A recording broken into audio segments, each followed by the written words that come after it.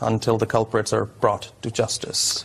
It's a very unfortunate incident. It stems from the legacy of the 1980s, when the Afghan Jihad started in early 80s, and when Pakistan participated in the jihad.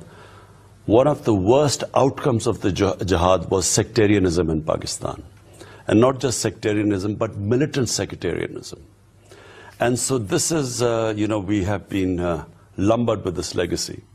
We had these militant sectarian groups and the Hazara Shia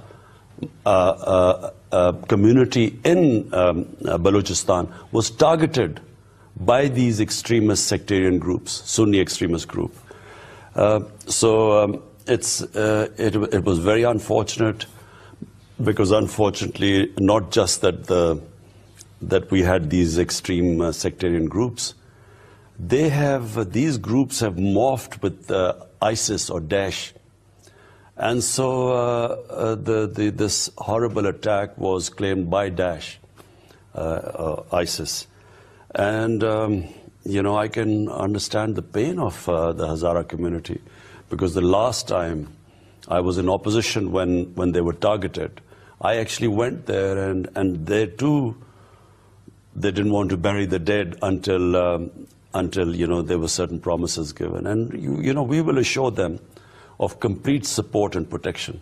So Pakistan is going to do whatever it takes to protect the minorities of the country? We believe that minorities in Pakistan are equal citizens, and the job of the state is to protect them. We had another terrible incident when one religious political party targeted a mandir, a worship place of the Hindus in Karak, and the government has immediately